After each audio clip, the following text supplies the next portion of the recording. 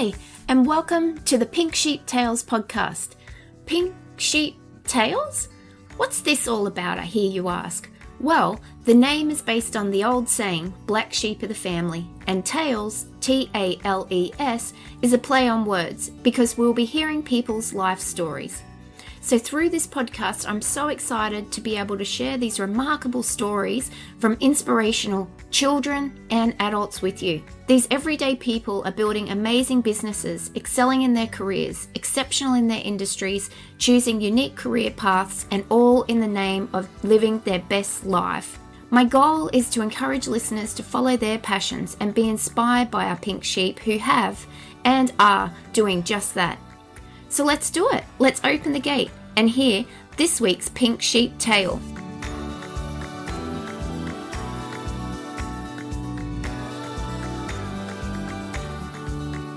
Hi everyone, and welcome to the first episode of Pink Sheep Tales for 2020. I'm pretty excited because I have one of my favorite girls. You might have been hearing her lately on our just the normal podcast, OCDPro, but talking about all the organising that she's been doing in her home. So I'll introduce her. Cello. Hello. How are you going? I'm good. And we'll use your full name, Cello Bordello. So as if everyone's heard the other podcasts, they'd know that originally we met socially. And then you've become one of a great member in my team as one of the OCD Specialists, one of my organising experts. And it's been fabulous. So thank you for that. And yeah, we've had a tour around your home and found out all your new organising tips that you've learnt over the 8 years of living in that space. Yeah. So we've gained a lot of knowledge from that, and it's been fantastic. So this podcast is all about you. Oh dear. So if you just wanted to do a little brief introduction of yourself and sort of where you are in life at the moment, and we can take it from there. Yeah. Okay. My name's Cello Bordello. I am a burlesque performer and teacher. So I teach at the Bombshell Burlesque Academy. So I teach my regular classes there where students can sign up and take a term, so like a 6-week course, and they perform at the end.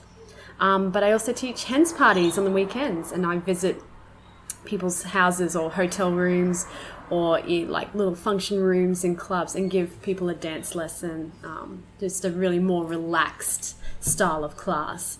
So that's mostly where all my focus is. And then also perform as well professionally. I also work for Christine for OCD and do my little organising jobs, which I love. I love organising, very passionate about that.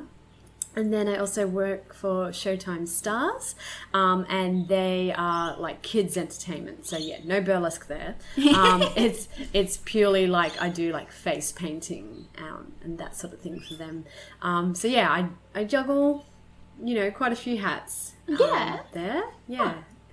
And just get the old gig here and there doing life modelling through different art studios and that sort of stuff. Yeah. So I love it. I love it. It's so interesting because you... Never a dull moment. Never a dull moment. Variety is the key. Yeah. Yeah. So if we go back now to when you were at school, like primary school, high school, and sort of younger Cello, who maybe have been known by something else back then. Okay. Yeah.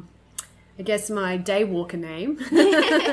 So my name is actually Sharon, and back in primary school, I remember people asking me what do you want to be when you grow up, and I didn't know what I wanted to be, and I think the same in high school. I remember Mum dragging me along to the guidance counselor I think several years in a row,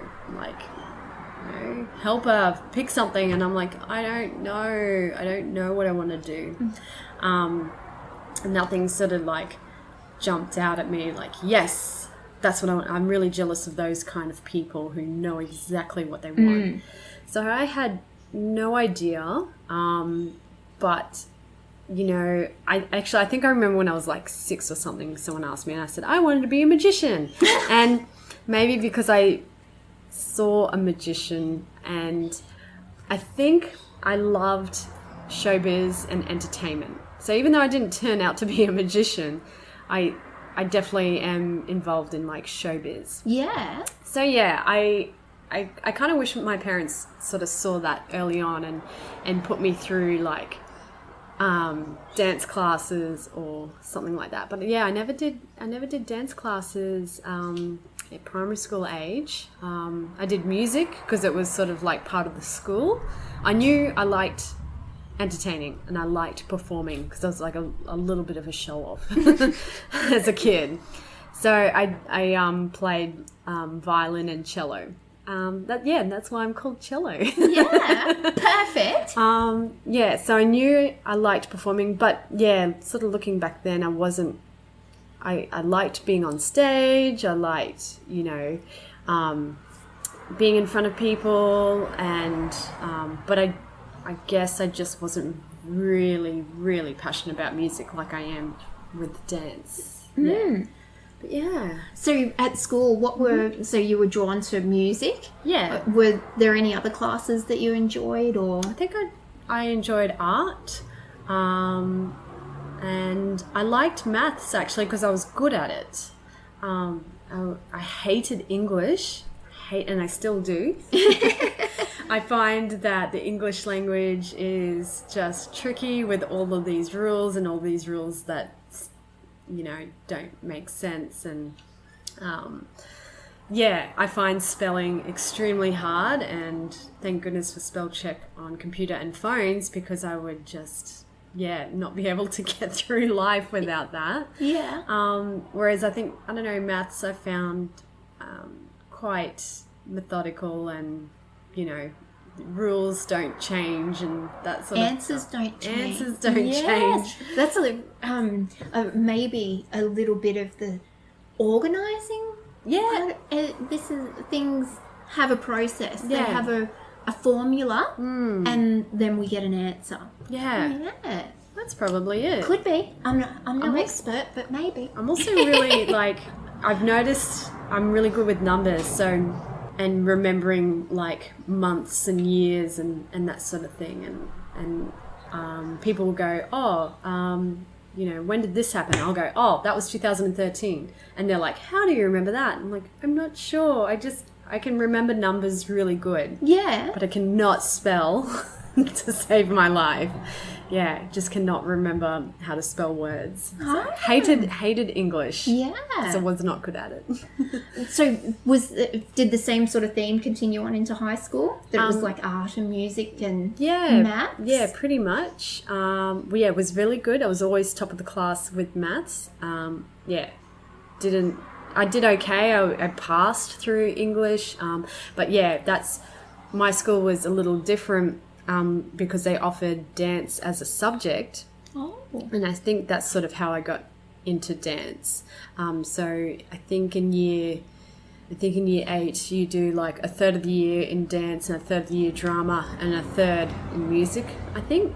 And then in year 9, that's when you can select your subjects. And I selected dance, even though I had no dance background, but you didn't have to anyway, because a lot of the, you know, subject, you have to do a bit of theory as well, and you also do practical, and you get assessed on performance as well as choreography.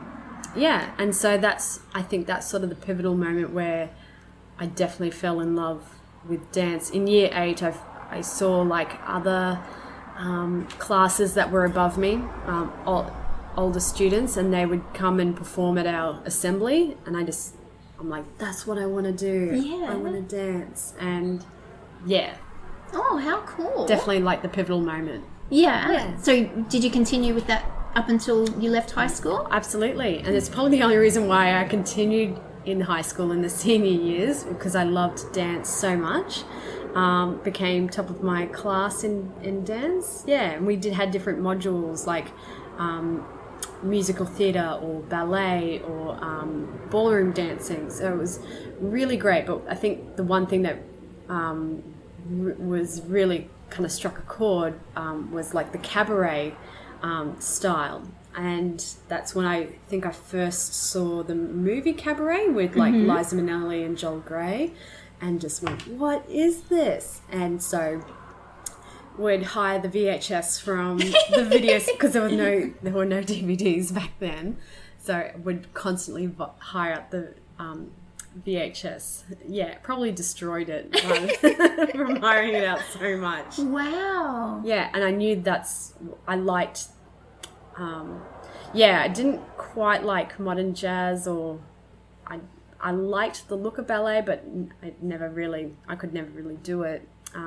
But yeah, the old style of cabaret, you really liked it. I really loved it. So while you were doing that and at school, did you think after school, yeah, I could do this? Like, were you looking at cabaret and going, I could be an actress? Sort of. I knew I couldn't sing. I wasn't a singer, and I didn't really do acting. I did a little bit of it when I was like a kid, some acting classes and that.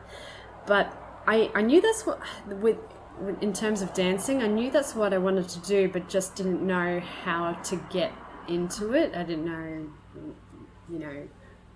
who do I contact or what do I do? And I had no idea of where to go. But I knew that's what I wanted to do. Yeah. So when you left school, what was your next step from there? So I I was I had a job at McDonald's from when I was 15, so I was still kind of continuing with that, and I actually did do uni for 6 months. I was doing a Bachelor of Education, and it was at the time, I was doing a double degree, doing early childhood and primary school. But I think I was doing it because, well, first of all, my mum was a primary school teacher, and I think that's what my mum wanted me to do. Mm-hmm. But also, I didn't know what to do with my life. I was like, I don't know. I don't know what I can do. And so I signed up because, I don't know, mum wanted me to. Yeah. And I did uni for 6 months and I hated it. I mean, I loved uni because it was social and that sort of thing. But I hated the content because I wasn't into it and I was not passionate about it. And I think it wasn't called prac, it was called observation. I had to go to a primary school for 2 weeks and sort of kind of be a teacher aide essentially and just help out. And I hated it. I'm like, this is not for me. And so I think I remember sitting down with a friend and I was supposed to go back to uni the next day for semester 2. And I'm like, I don't want to do this. And he's like, then don't do it. And I went, okay. So essentially I just kept working at McDonald's more full-time hours. But that's also around the time I got into Mousetrap Theatre, which is in Redcliffe. It's like a community-based theatre. Is it there still? It is. Oh, wow. It's been there for, I think, close to 70 years. Wow. Yeah, because I performed at their 50-year, that was the year that I joined. That was their 50-year celebration. Oh, wow. Yeah. So I think in a couple of years' time they'll have their 70th. Yeah. Oh, wow. So I think I used to do Mousetrap as a kid and take a couple of classes, but I had a high school friend who did some acting there, and I think he needed a helper with the his kids classes that he ran. So and I would do the dance part of it, and I still wasn't a trained dancer, but I just I could pick up dance moves or create some. And so I did Mousetrap Theatre, and every now and then they have cabarets or musicals or pantomimes and that sort of stuff. And I think they were always short on dancers. They had enough singers, they had enough actors, but they could never find good dancers. And So that's why I was like always like called in, and I definitely liked the cabarets a bit more because you could essentially sort of do what you want. Whereas musicals, I think, you know, you had to do, if you were doing Hello Dolly, you had to do, you know, those songs in the musical. Whereas cabaret was sort of like, it was definitely random, whatever. More freestyle. Freestyle and just random acts, and there'd be some singers, some comedians, some people that doing mimes or whatever, and me and my like small group of girlfriends, we would create dance routines in our garages, and Aww. you know, and come up with and then perform them at Mouse. Yeah. How cute. Yeah. So when did I know you became a projectionist? Oh yeah. When did that come into play? Yeah, so did the whole McDonald's and Mousetrap thing for a little bit, and then quit McDonald's, and then I got a job at a movie cinema, and I loved it. I absolutely loved it. So started off doing like front of house, you know, popping popcorn and selling tickets, and then, you know, did other things like ushering and stock take, and then did duty manager, and then I became a cinema projectionist, and that's when that's when I knew like this is my favorite job here in the movies. and because we I got to like sort of be away from everyone, not serve customers. Because look, that can be sometimes high maintenance. But yeah, I didn't really get to like, you know, deal with staff either. I was just by myself in this little, like this dark room, and I just did film maintenance and breaking up and breaking down of movie prints, lacing projectors, lots of cleaning, because dust affects film. And yeah, it was my favorite job. I felt like I was creating magic. Yeah, well, you were. Yeah. So it's really like how people have seen in movies, people up the back of the theatre in a little room, cutting film together. Yeah. So now that's not done anymore, is it? No, it's everything's all digital. Yeah. So you were literally up there with the reels. Yeah. And splicing. And, I think back then, that was 2005 that I started the movies, and I was like, they use film, like, and they did until 2013. 2013 is when digital took over. But yeah, I was surprised even back then. But yeah, I loved all the film work, and especially when I moved. So when I started at Birch Cow and Coyle, but when I moved to Dendy, they were even more like sort of old school, and you had to hand wind film together to you know, build your movie. Wow. Yeah, so I loved it. So how long would one movie take you to make? Yeah. A good 45 minutes. Wow. A bit longer if it's like a long Harry Potter movie. Yeah. Because it all comes in reels. Yes, explain it, because I think it's really interesting. Yeah. A lot of people, like, I had no idea. I thought someone just pressed the button and it started playing. Yeah, no, movies get delivered in reels, and you have, you know, a regular movie would have maybe like 6 reels, or your Harry Potters would have about 8. And then you have like your head of the movie and the tail, or the head of the reel and the tail of the reel. So the head would stick out, so that's your beginning, and then the tail, which is the end, would be sort of towards the middle. And what you have to do is you have to connect the head of 2 to the tail of 1. So how you do that is you have a reel on one side, and then you have like a really, really bigger reel on the next side, and that's called a 6,000 because it holds 6,000 feet of film. And so you sort of tape your film, like draw your film across from the first reel over to the big one, and then tape it inside the middle. So your head of 1 is right on in the inside, and then that's when you just start winding. So you start winding that big one so that it, you know, the whole reel kind of plays out like or sort of rewinds up to the bigger one, if that makes sense. Yep. And then that way you've got your tail sticking out, and then you've got to put on your reel 2. So the head of 2 is sticking out on your left side, and then the tail is ready to go. So you got to splice them together, and then so on. So your reels are about they're about 20 minutes or so of movie footage in there. So yeah, that's why you have like a bit of work ahead of you to get them all together. So you could only probably fit about 3 reels on the 6,000, and then because that has to now sit on the platter, and the platter is the thing that holds the whole movie, and the movie goes, or the film has to go from the platter up into the projector.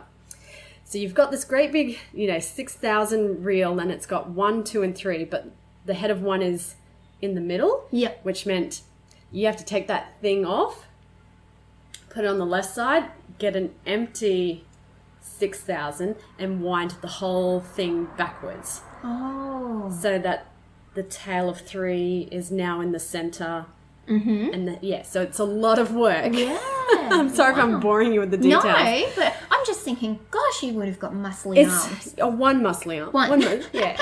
But it's a long process, and I think it's also like one of the reasons why projectionists were just made redundant is because with digital, it all comes on a brick, and you just upload it, and you don't even have to press play. If you do all your film programming throughout the week, it just plays automatically. Oh. So I feel like the magic's a little gone. Because, I loved all that film work. I loved, standing up there, and I thought, I'm going to put on some music. Or because I was right near Cinema 1. So Cinema 1 would be right near, and if I turned on the sound rack, I could hear the movie that's being played in the cinema. So if it was a movie that I kind of wanted to, sort of see but not see, because you can't really see it, but you can hear what's going on. I could play the movie that's going on and just stand there and do all my splicing and winding and that.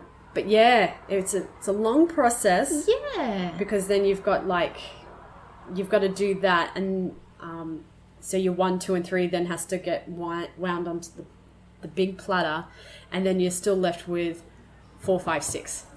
So 4 goes on, connects to 5, connects to 6, take it off, wind the whole thing back.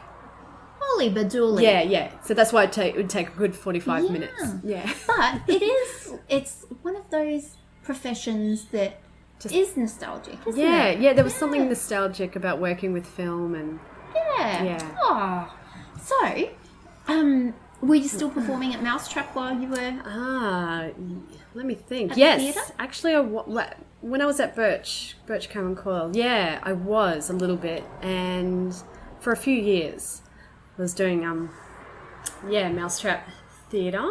That's also my early 20s. And that's also when I sort of started going out clubbing. I didn't start when I was 18 I started in my early 20s. And that's when I think, this is sort of like another pivotal moment, I guess, but I stumbled across this little club, and it was called Bar Burlesque. And this is, I think, my sort of introduction to burlesque, because I didn't know what it was.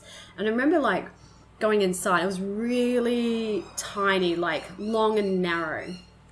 And I remember the girls behind the bar, they were they had feathers in their hair, and they looked beautiful, with their vintage style makeup. And that sort of spoke to me, because I liked, the old movies. And I think I remember asking what's burlesque? And they're like, oh, it's like stripping, but not all the way. And I went, okay. And then so me and some friends, we watch, because what they would do is I think on the hour they had maybe 2 or 3 performers come out, and then you'd spend another 45 minutes just socializing and having drinks and that. And then the next hour they have the same girls, but a different act also. And then some of it was very kind of just offbeat or very left of, very fringe. But they had some commercial sort of things as well. But there was like one lady I fell in love with, and I thought she was so amazing, so captivating, and I just fell in love with her. And I would keep coming back to that club almost every week just to watch this lady. Oh. Yeah. They had like on Thursdays, I think they had rockabilly nights where they had rockabilly bands coming. It's in the valley, isn't it? Yeah. And I'm trying to think. It's in the Valley Mall. Yeah, because I can remember going to it, and I'm trying to think what it is now. It's called Our Place. Ah. Yeah. And is it the one where they have all the they play all the like 80s and 90s I think so. music? Yeah. Yeah. I'm picturing it when, like, back in the day, it seems wider now, but it just could be the layout. But yeah. I remember it. Yeah. So I also remember it being quite male dominated, like the audience, and it did feel kind of strip clubbish. Yeah, because when it first, it would have been the same time that I sort of was like, I saw this burlesque stuff.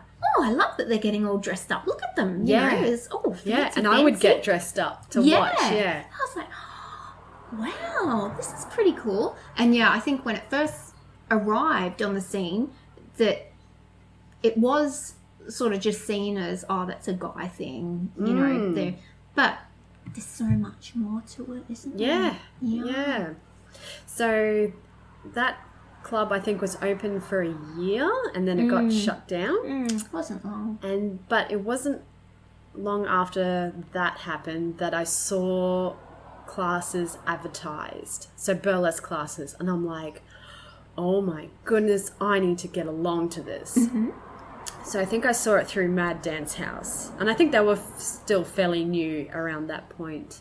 And when I went along, I just like squealed, because it was the lady that was teaching was the lady that I fell in love with at Bar Burlesque. So her name is Lena Marlene. Yeah. And I was like, oh my goodness, it's her. And I just like fell in love with, you know, I just fell in love with burlesque in general. She has a multitude of like great stories, great tips and tricks, and I knew that feeling was right. Because I think I dabbled in a couple of like jazz classes, but because I went to Mousetrap for so long, and I had no real dance experience, no training from school, like dance schools. And I thought, oh, maybe I should go to a dance school and get some like actual training. And I did. I went and did some ballet and jazz and tap and contemporary, and just found that I was kind of good at jazz and tap, but I was no good at ballet. And but yeah, when I did the burlesque classes, I'm like, oh, this feels right. Like this feeds my soul. That's around the time I sort of started circus classes as well. Yeah. So, what age were you then? I was, 23. Yeah. Oh, wow. So, so what happened when you were going to the classes? Were you just like, okay, I must make a career of this? I didn't know if I could ever, like back then I thought I could never ever make a career, but I'm like, I knew this is the style of dance classing, like dancing that I liked. Yeah. And I just want to keep doing this, and I kept working at the cinemas to feed that habit. Yeah. So what else was happening around that time in your life? I got engaged. Yeah, I met Lee right before I started working at the cinemas. Got engaged, and then spent a year kind of saving to get married. So I kind of pulled away from doing as many dance classes as I was. And then after I got married, I dove back in, and I started doing more things. Like I thought, I'm going to give pole dancing a go. I never thought I'd like it, and I didn't really see any pole dancers that I went, oh, that's so good. But I did see one, and she was working at Scoundrel. So Lena Marlene, that is the teacher at Mad Dance House, she was also running her own burlesque academy. called Scoundrels. So Scoundrels was teaching burlesque and pole dancing. And so I thought, I'm just going to give pole dancing a go. And I actually quite liked it. And I thought it was just fun and it was really good for fitness. And so, started doing Scoundrels a lot more classes. And then eventually they asked me if I could be available to teach hens parties, because in 2011 is when Burlesque, the movie, came out. And then everyone wanted burlesque hens parties. It was just the buzzword, the flavor of the year, and business boomed, which was good for us. But yeah, we had to do like a lot of educating because that movie isn't quite burlesque. Yeah. But yeah, and so they were overrun with hens parties. So I was there to help, and I was doing quite a lot, 2 or 3 each weekend, back to back. And then eventually I got to be teaching my own regular classes there. Yeah. And also I was doing the admin and reception for Scoundrels. So people inquiring about hens parties and booking them in, or people inquiring about classes and answering their questions. So I got to work from home, still doing cinema stuff, but yeah, got to do admin and reception things for Scoundrels. In a downtime on the reception, were you kind of like imagining maybe becoming a Miss Burlesque or something? Not really. I was enjoying just being in the scene, and I was enjoying like creating acts and supporting my friends that were entering the competitions. But I thought, I always thought I wasn't good enough to enter like Miss Burlesque Queensland, and yeah. What would be the next big event from doing the hens, starting to do the hens parties? What's the next thing? I guess, let's see. So yeah, Scoundrels finished at the end of 2012, and then Lena started Lady Marlene's School of Art. So I was teaching pole dancing and burlesque there, and around doing that for a few years. And within those years, like I actually entered Miss Burlesque Queensland, and then I won. I took it out. Yay! Which is something I wasn't expecting, and it was like, really humbling. And so what was the act you performed in that? I did 3 acts. I did my Band in Boston, which is a classic act. I did, for my Neo routine, I did my Stig act. It's a bit of a comedy. Oh my God, I love that one. So good. And then for my unique act, I did the Hula Lamp, which... favourite as well. And that one's an aerial act, so I use aerial circus elements. Yeah. And people would be able to look up those performances. Yeah, if they want to. On YouTube? Yes. Yeah. What would they look up? I guess you could look up Cello Bordello, Miss Burlesque Queensland. Yeah. Perfect. I love that Stig act is so good. It is so good. It's a lot of silly. Yeah. Yeah. That's what I love. But no, it's clever silly. It's just so unexpected. Yeah. And I remember when the first time I saw it, I was like, are you seeing this? This is awesome. Oh, this is brilliant. So then what year was that you won Miss Burlesque? That was 2015. 2015. Yeah. So what's that? Nearly going on 4 years ago. Going on 5. So what would have been some other big achievements during that time, or big changes in your life? Oh, let's see. I started working for Bombshell Burlesque Academy. I've now toured all over Australia, which, I think before Miss Burlesque Queensland, I'd done like the East Coast. I've done, Sydney, Melbourne, Brisbane.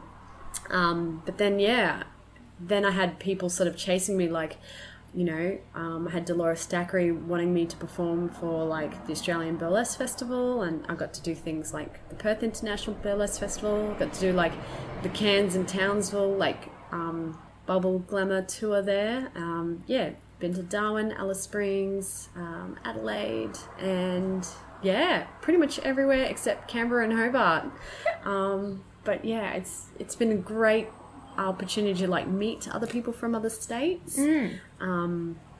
Yes, that was great fun. The other really cool thing is that the Bombshell events put on a show at the Brisbane Powerhouse each year, part of the Wonderland Festival, and I've been invited to perform aerials and group acts and that sort of thing with them. So yeah, last month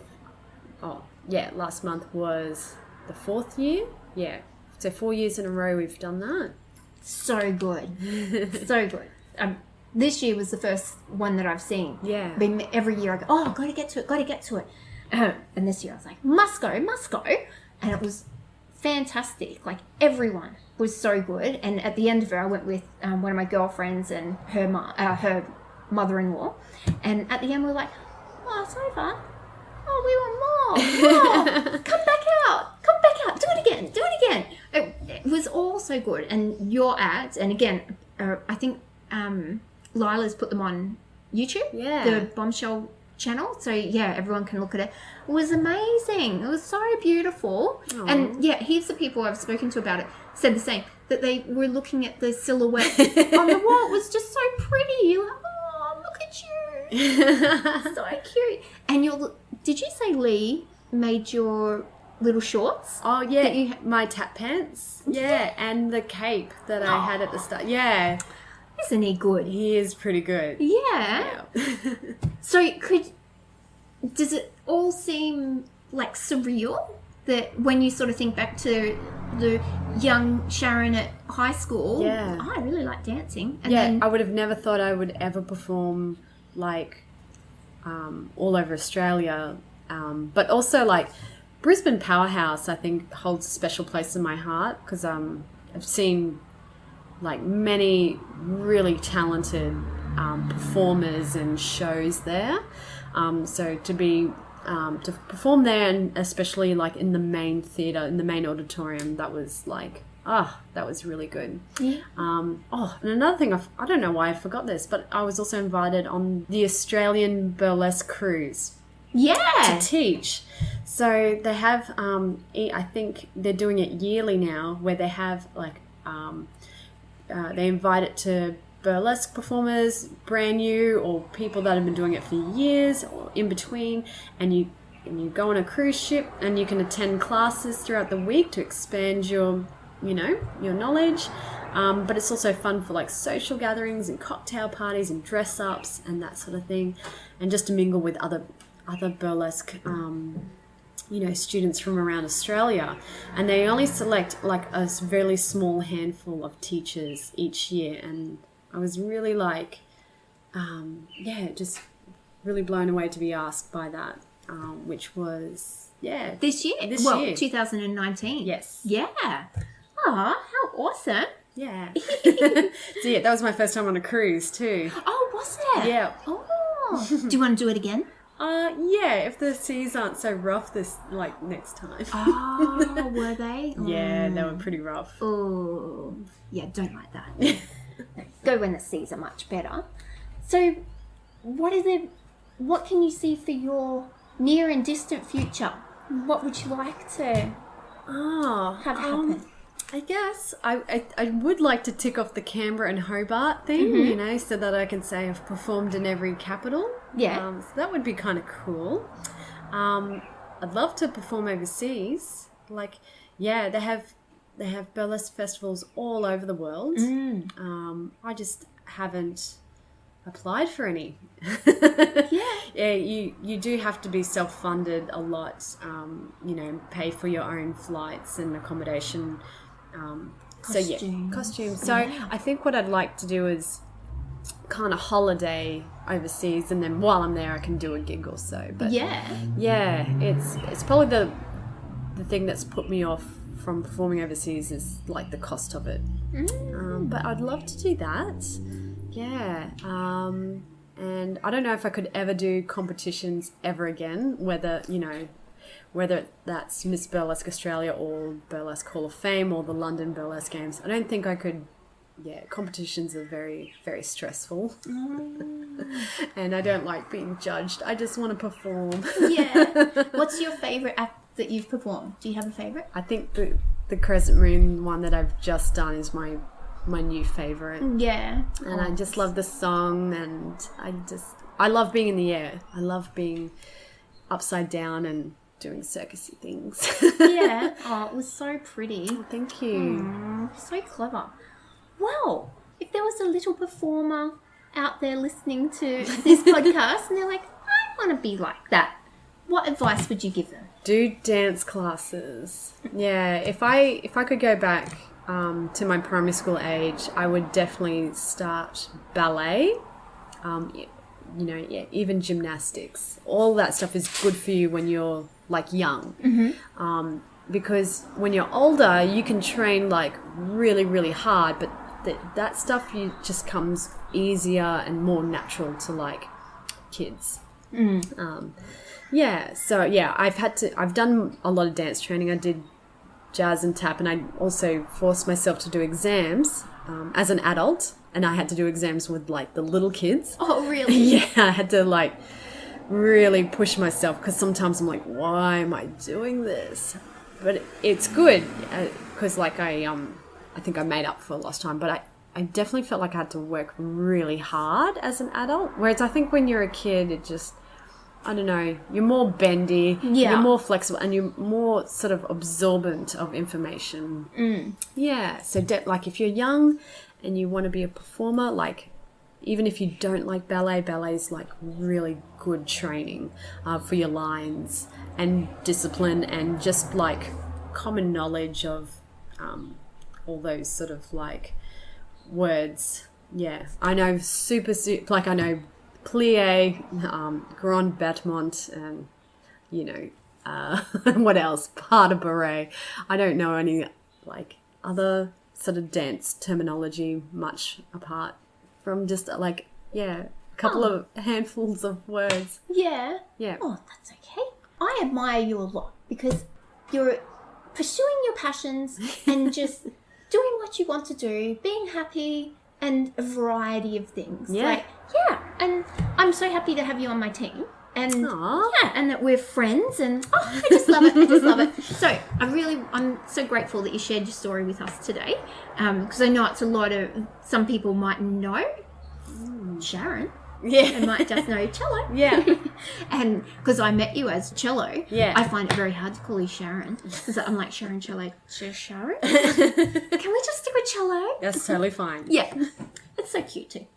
But yeah, thank you so much for sharing your story. And I bet people are really interested in the projectionist part as well, because I thought that was pretty interesting. Yeah. But other little people who are like, I don't know what I'm going to do, and I'm kind of a bit creative, and I like to dance. And just gives them something to look up to. It's so good.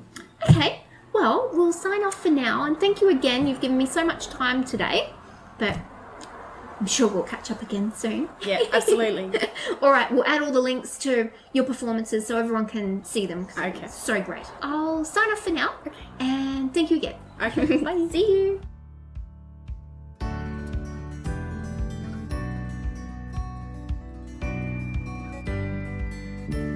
Thank you for listening, and I hope you really enjoyed this week's tale.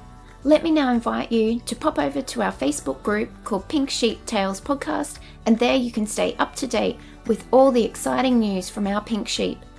You can also find myself at OCD, Organising, Cleaning and Decluttering Specialist on Facebook or on my website ocdpro.com.au. Well, I'll catch you back here next week. Until then, enjoy yourself.